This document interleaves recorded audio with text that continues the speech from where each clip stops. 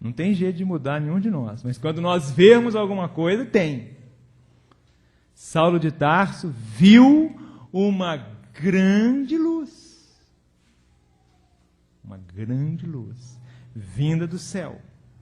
E é por isso que ele pôde ser usado por Deus, porque ele teve uma visão celestial. Ele viu alguma coisa tremenda.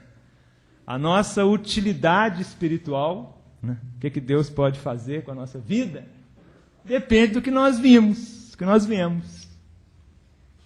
Se nós não vimos nada, como é que o Senhor vai usar a nossa vida? Então aquele homem viu alguma coisa tremenda. Por isso, como nós vemos lá em Gálatas, no início do seu apostolado, o que ele escreveu lá? Que o seu apostolado não era da parte de homem nenhum. Ele viu alguma coisa da parte de Deus. Não foi alguém que contou, não apareceu uma luz lá no céu. Não, ele viu. Ele mesmo viu a luz.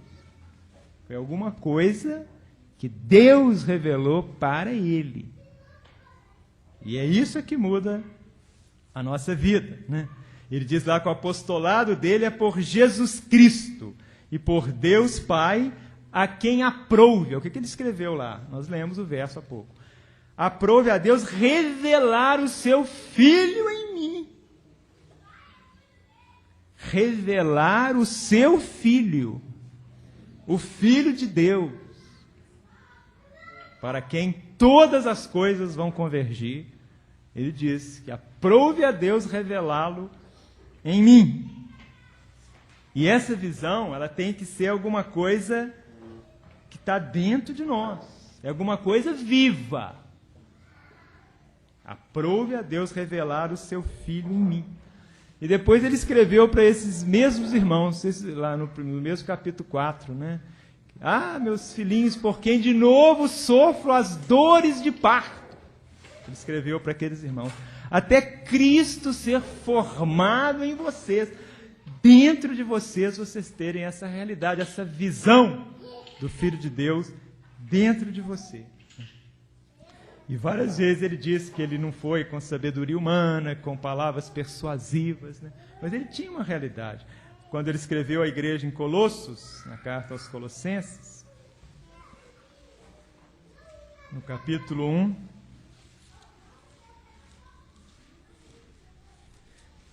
no verso 25, ele fala assim: da qual eu fui constituído ministro, segundo a dispensação de Deus, que me foi concedida para convosco, a fim de cumprir a palavra de Deus. Agora o que ele diz aqui? O mistério que esteve oculto dos séculos e das gerações, mas agora foi manifestado aos santos. E é por isso que nós precisamos dos santos, para a gente conhecer a largura, o comprimento, a altura e a profundidade. Foi manifesto aos santos, a quem Deus quis fazer conhecer.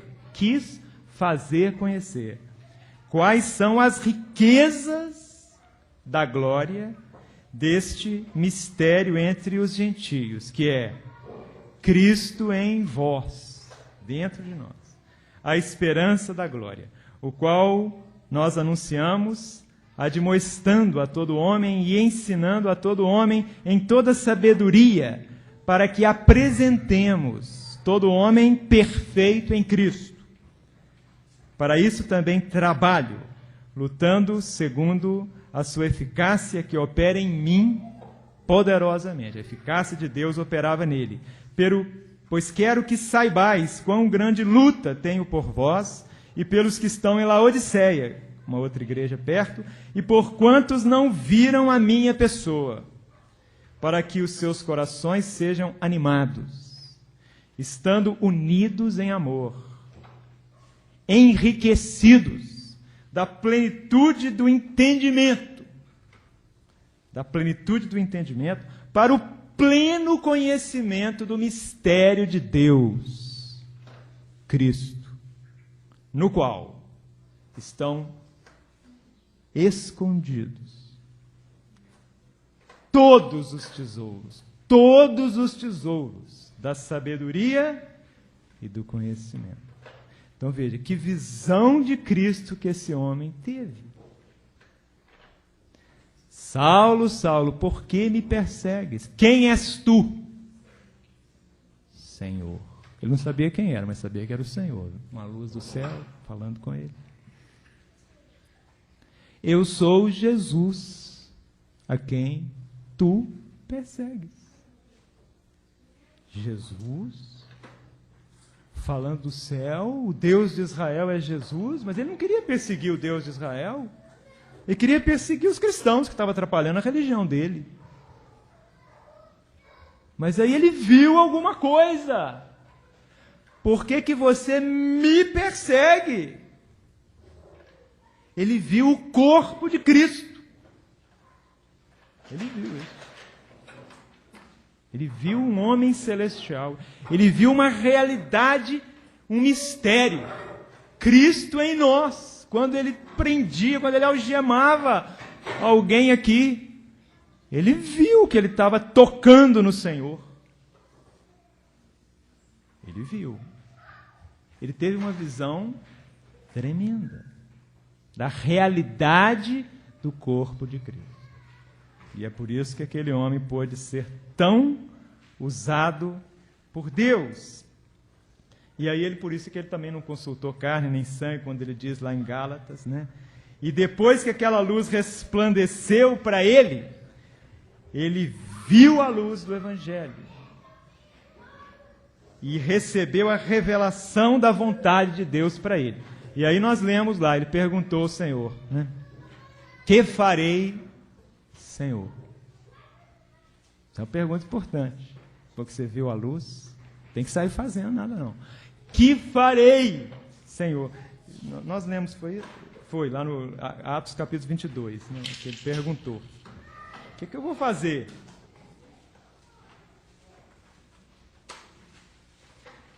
Verso 10. Então disse eu, Senhor, que farei? Que eu vou fazer? Qual que é a tua vontade para a minha vida? E o Senhor me disse, levanta-te, vai a Damasco, onde se te dirá tudo o que te é ordenado fazer. Muitas vezes a gente quer que o Senhor fale tudo que a gente tem que fazer. Não, peraí, primeiro o Senhor fala, primeiro passo para você dar, depois ele conta o resto. Tem que obedecer. Vai lá para Damasco, lá vai falar para você o que você vai fazer. O que falou para ele lá? Como eu ainda nada visse por causa do esplendor daquela luz, guiado pela mão dos que estavam comigo, cheguei a Damasco. Um certo Ananias, olha que coisa, um certo Ananias, varão piedoso conforme a lei, que tinha bom testemunho de todos os judeus que ali moravam, vindo ter comigo, de pé ao meu lado, disse-me, Saulo, irmão, recobra a vista. Naquela mesma hora, recobrando a vista, o que aconteceu com ele? Viu o quê? Ele viu Ananias. Imagina, ele viu um irmão pela primeira vez. Ele viu um certo Ananias. Você já viu o seu irmão? Você já viu Cristo no seu irmão? Ele viu. E é interessante, se você ler no livro de Atos, esse Ananias. Ananias estava orando lá, aí o Espírito Santo falou com Ananias, vai lá no lugar tal, deu o endereço para ele, lá tem um Saulo de Tarso orando lá. Senhor, eu vou lá no Saulo de Tarso? Ele veio aqui para nos prender. Nós não temos que argumentar com o Senhor. Vai lá. E ele foi. Chegou lá e falou assim, Saulo, vocês prestaram atenção no que o Ananias falou? Saulo, irmão. Imagina aquilo no ouvido daquele rabino, ex-rabino, o Saulo de Tarso. Irmão. Aquele que devia ser preso, perseguido, chegou lá e falou, Saulo, irmão. recobra a vista. Aí caíram as escamas. E ele viu Ananias. Ele viu o seu irmão. Mas agora era diferente. Agora ele viu Cristo no Ananias. Porque ele tinha visto uma grande luz. Isso é alguma coisa tremenda. Aquelas escamas religiosas caíram dos seus olhos. E ele viu o irmão Ananias. O certo Ananias. Ele viu. Que experiência tremenda aquele homem teve. Aquele foi o primeiro irmão que ele viu. Ele viu o Ananias. Ele viu o irmão Ananias agora, né? Então veja, é muito interessante, né, que depois da nossa experiência pessoal com o Senhor, aquele resplandecer da luz individualmente que nós falamos ontem, no nosso encontro com Ele, cada um tem a sua história com o Senhor, única, né? Nós vemos que há um caminho e um propósito com os irmãos, junto com os irmãos, que você não tem como prosseguir sozinho, que você precisa de todos os santos. E é por isso que esse homem se fez escravo. Lá na primeira carta aos Coríntios, no capítulo 9, o que ele escreveu?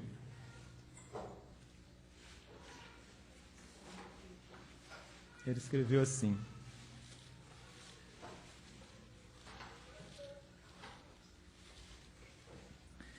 verso 19: sendo livre de todos, fiz-me escravo de todos, para ganhar o maior número possível. Fiz-me como judeu para os judeus, para ganhar os judeus. Para os que estão debaixo da lei, como se eu estivesse eu debaixo da lei, embora debaixo da lei não esteja, para ganhar os que estão debaixo da lei. Para os que estão sem lei, como se estivesse sem lei, não estando sem lei para com Deus, mas debaixo da lei de Cristo, para ganhar os que estão sem lei. Fiz-me como fraco para os fracos, para ganhar os fracos. Fiz-me tudo para todos, para, por todos os meios, chegar a salvar alguns. Ora, tudo faço por causa do Evangelho, para dele tornar-me co-participante. Não sabeis vós que os que correm no estádio, todos na verdade correm, mas um só é que recebe o prêmio? Correi de tal maneira que o alcanceis. E todo aquele que luta exerce domínio próprio em todas as coisas. Ora, eles o fazem para alcançar uma coroa corruptível. Nós, porém, uma incorruptível. Pois eu assim corro, não como indeciso. Assim combato, não como batendo no ar. Antes subjugo o meu corpo e o reduzo à submissão, para que depois de pregar a outros, eu mesmo não venha a ficar reprovado. Olha o que aconteceu com ele. Ele se fez escravo por causa do Evangelho, né? Sem visão, nós não temos como prosseguir. Foi o que nós dissemos ontem. Somos como servo inútil, lá de Lucas 17, que fez somente o que foi mandado, que cumpriu a obrigação. E lá no Evangelho, Lucas 17, diz que é um servo inútil. Mas o Senhor disse que Ele vai nos chamar, lá em João 15, de amigos. Se nós sabemos a vontade de Deus, já não vos chamo servos, mas amigos, né? Porque vamos lá ler João 15, porque vocês sabem, vocês viram. Verso 13: ninguém tem maior amor do que esse, de dar alguém a vida pelos seus amigos. Vós sois meus amigos se fizerdes o que eu vos mando. Já não vos chamo servos, porque o servo não sabe o que faz o seu senhor, mas chamei-vos amigos, porque tudo quanto ouvi de meu Pai vos dei a conhecer. Então aí você se torna escravo, você sabe o que o Senhor deseja.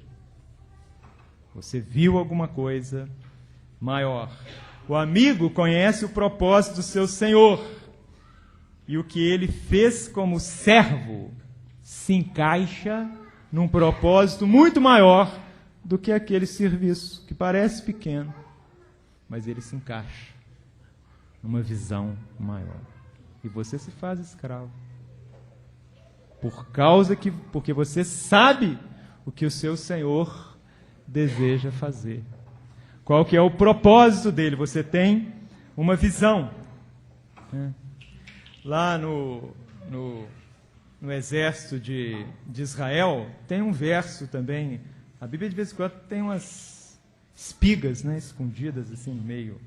Lá no primeiro livro de Crônicas, no capítulo 12, tem um verso interessante sobre os filhos de Isacar, né? Capítulo 12, no verso 23. Diz assim: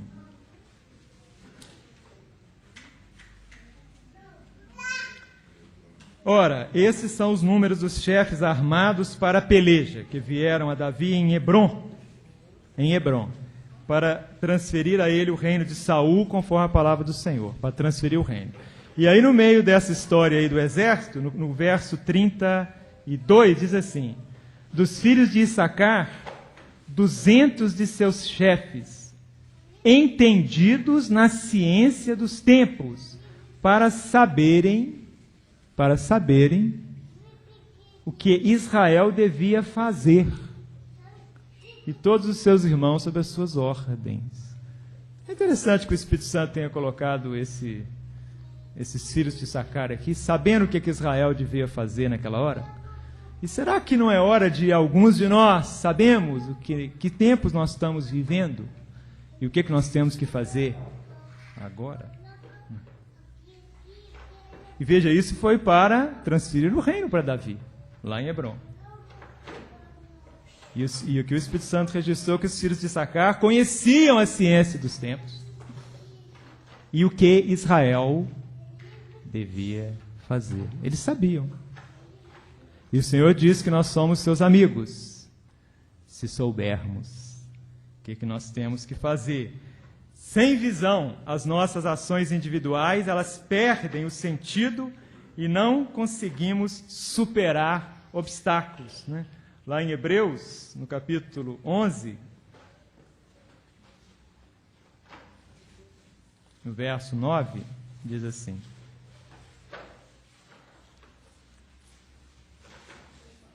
esse capítulo é grande, vamos ler só alguns versos. Pela fé, referindo-se a Abraão, peregrinou na terra da promessa, como em terra alheia, habitando em tendas, como Isaque e Jacó, herdeiros com ele da mesma promessa. Mas por que ele fez isso? Porque ele esperava a cidade que tem os fundamentos, da qual o arquiteto e edificador é Deus. No verso 26. Tendo por maiores riquezas, aqui referindo-se a Moisés, o opróbrio de Cristo, do que os tesouros do Egito, porque tinha em vista a recompensa. Pela fé deixou o Egito, não temendo a ira do rei, porque ficou firme, como quem vê aquele que é invisível. Então, por que esses homens de Deus, esses servos de Deus, prosseguiram? Porque eles viram alguma coisa.